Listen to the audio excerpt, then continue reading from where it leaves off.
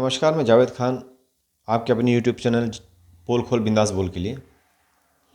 आज ज़्यादा लंबी चर्चा इसमें नहीं होगी।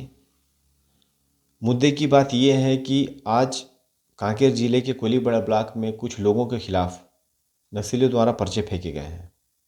उनमें हमारे 2 पत्रकार साथियों का भी नाम जिक्र किया गया है, जिन्हें जन अदालत बुलाकर सज़ा देने की मांग की गई है नक्सलियों द्वारा। ऐसे क्षेत्र में नक्सली गतिविधियां लगातार बढ़ रही हैं, इसमें कोई शक नहीं है, किंतु पत्रकारों को इस जिले में धमकी देने की ये पहली घटना है। अब धमकी किस बाबत दी गई है और क्यों दी गई है, ये स्पष्ट करना ज़रूरी है। नक्सली संगठन से भी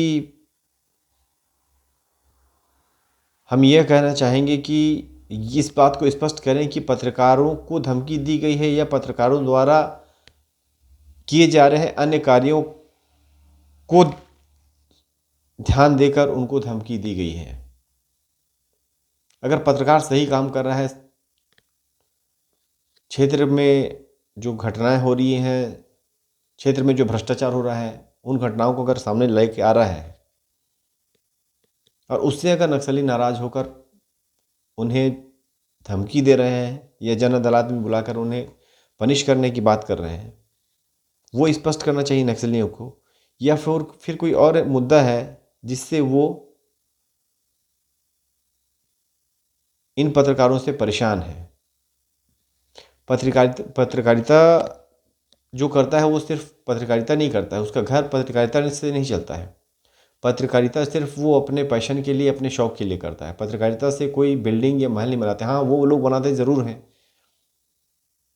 जो बड़े बड़े पदों पे रहते हैं, बड़े बड़े लोगों के साथ उठना बैठना जिनका रहता है, पर गांव में रहने वाला छोटा सा पत्रकार नहीं कह सकते, हम उसे संवाददाता बोलेंगे, जो वहाँ क्षेत्र के खबरों को लोगों तक लाता है। उनको इस प्रकार की धमकी किस लिए दी गई है और क्यों दी गई है? या यह नक्सलियों का पर्चा न होकर कोई षड्यंत्र है? क्योंकि षड्यंत्र इसलिए भी कहा जा सकता है कि इसमें जो कुछ बातें लिखी हैं, 4 बिंदुओं पर हम बात करेंगे खासकर। एक तो ये, उन्होंने कहा कि आईसीआईसीआई बैंक में घोटाला जो हुआ है, अब घोटाला क्या हुआ उसका जिक्र उन्होंने नहीं किया है। आईसीआईसीआई बैंक को बंद किया जाए, जो कि कोयलीबेड़ा जैसे दूरस्थ अंचल में संचालित किया जा रहा है, जो कि अंतागढ़ से 30 किलोमीटर दूर है और लोगों को पैसे निकालने अंतागढ़ आना पड़ता था। लोगों की सुविधा के लिए आईसीआईसीआई बैंक वहाँ पे खोला गया। अब नक्सलियों का कहना है कि उस बैंक को बंद किया जाए, तो नक्सली ये क्यों चाहेंगे कि वो बैंक बंद हो? दूसरी बात, ग्राहक सेवा केंद्र में लोगों को पैसे मिलते हैं, वो पैसे जो वो लोग गरीब मजदूर अपनी मेहनत से पैसे कमाते हैं और उनके खाते में सीधे पैसे पहुंचते हैं जनधन योजना के ज़रिए, जो प्रधानमंत्री मोदी ने जनधन योजना खुलवाई थी, उसमें उनके पैसे जाते हैं। तो अब यहाँ पे एक सवाल बनता है कि क्या इससे क्षेत्र के कुछ लोगों को परेशानी हो रही है कि खाते से पैसे सीधे उन लोगों के हाथों में जा रहा है, उनके अकाउंट में जा रहा है और हमें कुछ नहीं मिल रहा है? क्या हम ये माने नक्सली उनका समर्थन कर रहे हैं या उनका सपोर्ट कर रहे हैं? और इसमें एक दूसरी बात भी एक आ रही है कि ये भी सच है कि जितने भी क्षेत्र में आधार कार्ड से पैसे देने और लेने का खेल चल रहा है, वो चाहे वैध हो चाहे अवैध हो, लीगल हो इलीगल हो, हर कोई आधार कार्ड से पैसे देने का खेल चला रहा है, खेल रहा है। ग्रामीण भोले भाले होते हैं, बहुत कम पढ़े लिखे होते हैं, अंगूठा जाके लगाते हैं और उन्हें जितने पैसे की ज़रूरत होती है वो पैसे सामने वाले से डिमांड करते हैं, वो पैसा देता है। अब सामने वाले ने पैसा कितना आहरण किया, ये तो उस गरीब बेचारे को पता नहीं है कि वो उसने कितना पैसा लिया है। ये भी सच है। इसमें नक्सलियों द्वारा जो मांग की गई है उसमें ये पॉइंट भी सही है कि भोले भाले लोगों को ठगी का शिकार बनाया जा रहा है इन ग्राहक सेवा केंद्र के लोगों द्वारा। मैं भी इससे सहमत हूं। किंतु क्या सभी ये काम कर रहे हैं? सरकार ने योजना चलाई है और लोगों को मौका मिलता है ऐसी योजनाओं से फ़ायदा लेने का, और लोग इसे धंधा बना लेते हैं। हम अंतर्गत क्षेत्र की बात नहीं करेंगे, लोकल अंतर्गत की बात करेंगे, जहाँ पे एसडीएम कार्यालय से लेकर डिप्टी कलेक्टर के कार्यालय तक हैं। वहाँ पे गली मोहल्ले में हर जगह आधार कार्ड से पैसा देने का खेल ज़ोरों से खेला जा रहा है। 1,000 रुपये के बदले 50 रुपये कमीशन, कहीं कहीं 100 रुपये कमीशन। किसी को बहुत ज़्यादा ज़रूरत है, 5,000 निकालना है तो 500 रुपये उससे कमीशन। ये लगातार जारी है और शासन प्रशासन तक ये बात पहुंच चुकी है, शासन प्रशासन भी जानता है।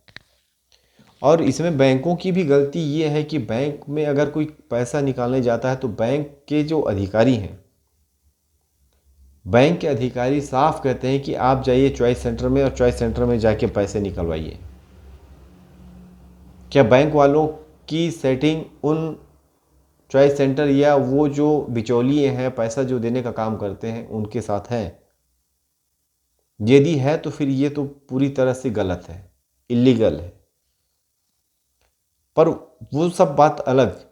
सबसे बड़ी बात ये है कि नक्सलियों ने अगर 2 पत्रकार साथियों का नाम उसमें उल्लेख किया है, हालांकि पत्रकार शब्द का जिक्र उन्होंने नहीं किया है, सिर्फ उन्होंने नाम लिखा है, तो क्या वो पत्रकारिता से जुड़े किसी मामले की वजह से उनसे खफा हैं,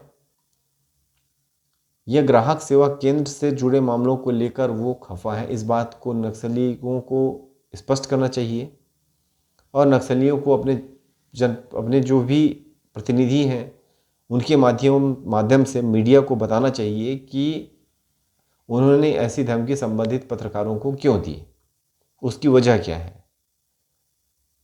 बस हम इतना जानना चाहते हैं कि उन पत्रकारों ने कौन सा ऐसा काम किया है जिसकी वजह से वो उनकी लिस्ट में शामिल किए गए हैं, क्योंकि यह पहली घटना है जिले में। मैं भी एक पत्रकार हूँ और खबर निकालते रहते हैं, हम भी निकालते रहते हैं। कई दोस्त होते हैं, कई दुश्मन होते हैं।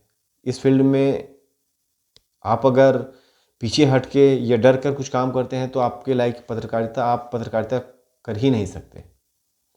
तो मैं भी उन नक्सली या जो भी नक्सली संगठन है उनसे रिक्वेस्ट करूंगा, उनसे विनती करूंगा कि वो स्पष्ट करें कि इन पत्रकारों को अगर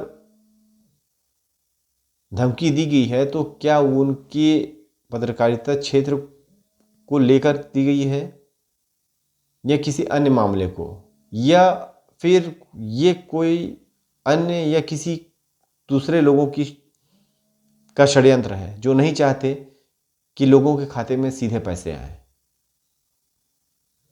मैं जावेद खान, आपके अपने YouTube चैनल पोल खोल बिंदास बोल के लिए। नमस्कार, जय हिंद।